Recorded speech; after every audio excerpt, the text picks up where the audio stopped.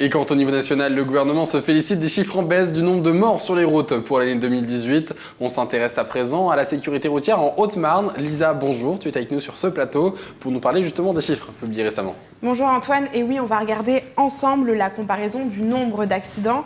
Et bien d'abord, cette année 2018, c'est 122 accidents matériels et corporels recensés par les services préfectoraux contre 115 pour l'année 2017, soit une légère hausse de 6%. Et pour rappel, le nombre d'accidents était de 103 en 2017 pour le département haut-marnais. Et malheureusement, ce chiffre important n'est pas le seul. Il y a aussi celui du nombre de morts sur la route qui est en baisse pour cette année 2018 avec 13 tués contre 15 en 2017, alors qu'en 2014, il était de 24.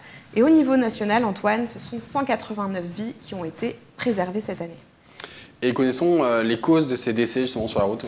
Eh bien oui, malheureusement, les causes sont bien connues. Premièrement, il y a la vitesse excessive, suivie de la conduite en état d'ivresse, la conduite sous emprise d'alcool. Et puis, il y a aussi le défaut de port de ceinture qui persiste, l'usage du téléphone et enfin, la conduite sous emprise de stupéfiants.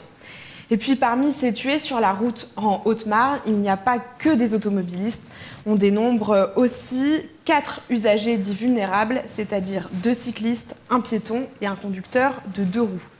La sécurité routière, ça passe aussi par la répression. Alors je vous propose d'écouter Philippe Duval, qui est directeur de cabinet de la préfète de Haute-Marne et qui nous parle des rétentions de permis de conduire et des mesures qui seront mises en place en 2019 par la préfecture.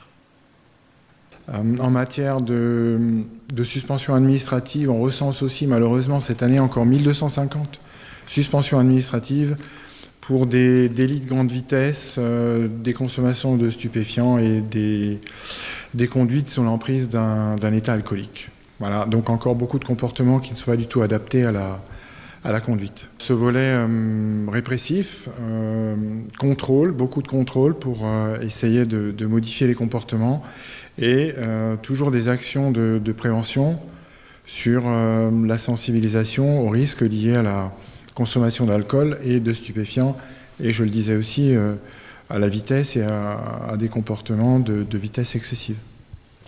Il y a des actions ça commence tout petit à l'école avec l'apprentissage de la conduite en vélo, de la route, en tant que piéton aussi, parce que n'oublions pas que la sécurité routière, c'est aussi les piétons.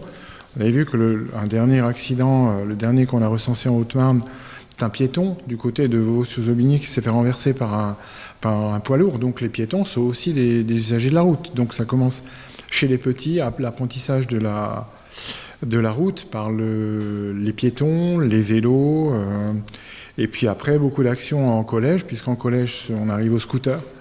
Et puis après la conduite accompagnée, et puis un petit peu plus tard pour les lycéens, effectivement l'apprentissage de la conduite. Mais ça concerne absolument tous les âges, et voilà, tous les âges et toutes les couches de la population.